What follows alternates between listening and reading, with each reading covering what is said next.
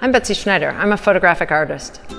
Yeah, so I've been taking pictures for probably like 25 years. And I've been interested in childhood since probably I was a child. I was interested in things as I was going through them, but I continued to be interested as I got older. I was a live-in nanny when I was in art school, and I photographed the kids that I lived with.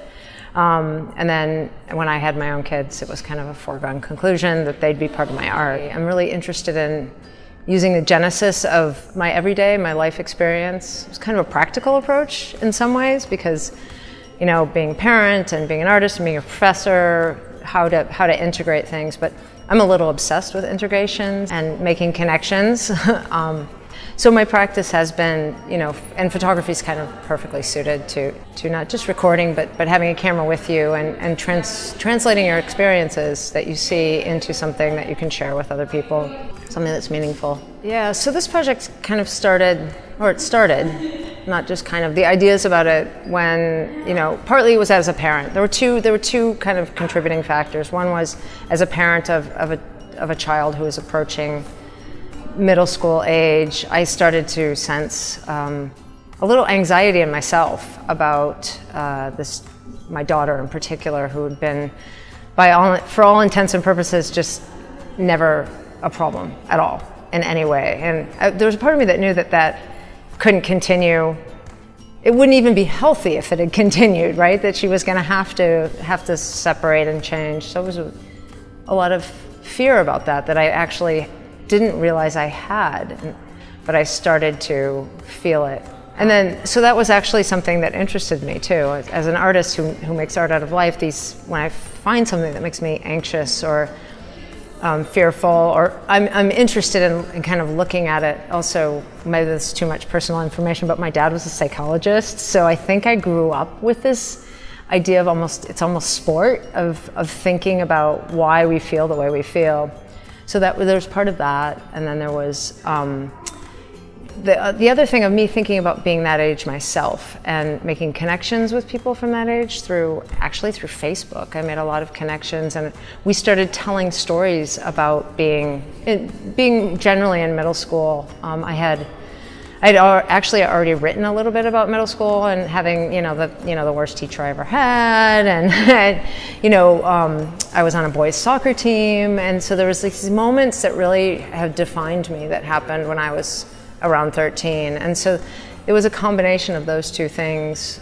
Plus, I thought it was time to do something a little different than my own children. So even though the genesis is in Madeline's childhood or my observation and being a parent, I wanted to step away a little bit from my work being specifically about being a parent and looking at my own children and pulling back and looking more broadly. And I love making portraits. I do. I love making portraits, and this was an excuse to make a lot of portraits. So yeah. So I think that's the genesis of the project. So when I was 13, I felt different. I felt like I wasn't quite ready to be grown up. I felt like I wasn't quite ready for all the things that were going to come. I think I was a somewhat kind of gender non-conforming child. I played on a boys' soccer team, which was interesting. It actually, I think, in retrospect, it gave me a feeling of a little bit of what it was like to be a boy.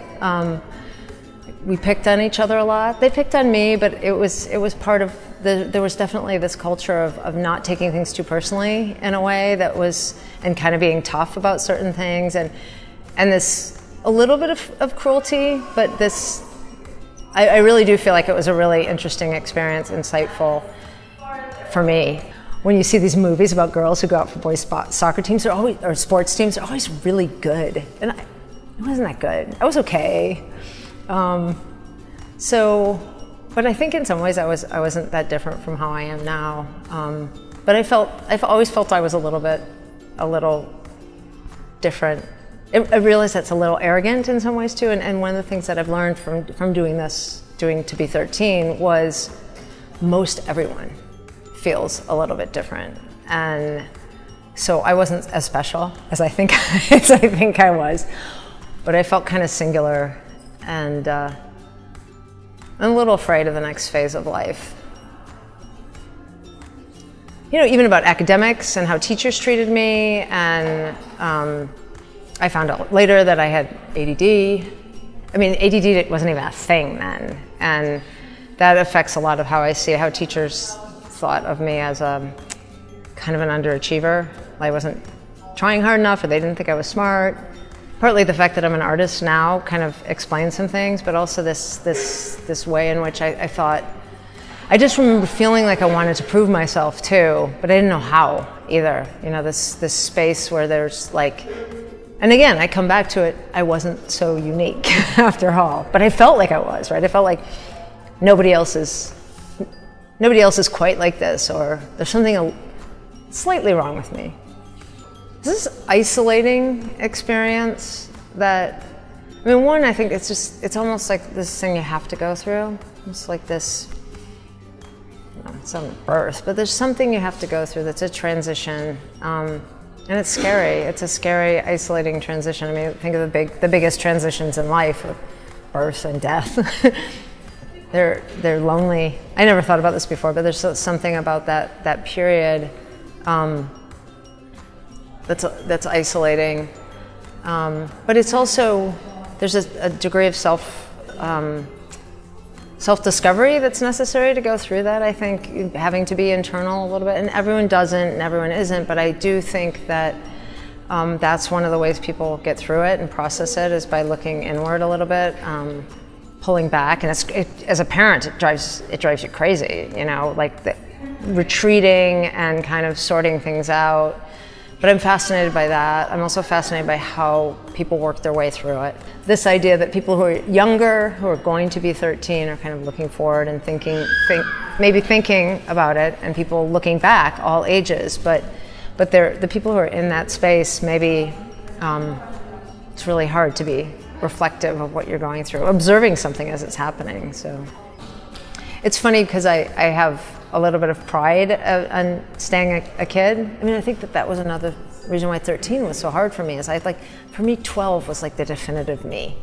I feel like I was so who I was supposed to be at 12, and then all of a sudden they're like, time to go. So I think, in fact, I was able to get back to it more when I got a little older, and becoming an artist and realizing it's okay to be a little different. Someone who is not afraid to ask questions, I think. And I also think, you know, I keep coming back to the soccer team. It sounds kind of silly. I've kind of started to obsess about it a little bit. But that I remember being a little older and kind of reflecting on how brave I was, and how kind of I just went into it without thinking. I was like, I want to play soccer. You know, and soccer was actually still kind of a weird sport for Americans then, and there wasn't girls' teams yet. Very soon after there were. But just like, I want to play, I'm going to join this team, and I'm not going to think about it. And it's taken me a long time to get back to that. I don't know if I'm entirely back to that, but that kind of like doing stuff without thinking too much about how's that going to look. And so in some ways, actually, I'm trying to get back to a little bit more of who I was then. The good parts, right? The lack of self-awareness, and then the combination of growth that happens at 13, that you learn how to like cover some things up when you get older. I mean, it's not just the negative isolation, it's actually like a point where you're getting old enough to have these kind of thoughts, and you haven't quite, and I think that's true in the videos, you haven't quite learned that you're not supposed to say them. And that's kind of crushing, right? So I've had to like relearn how to find that. That's why those letters are so great too. It's like, actually I would write to my 13-year-old and say, don't, you know, don't change. No, you know what I mean? But know that there are parts of you that can stay. You know, I think that's the other thing. I was worried that I couldn't be who I was.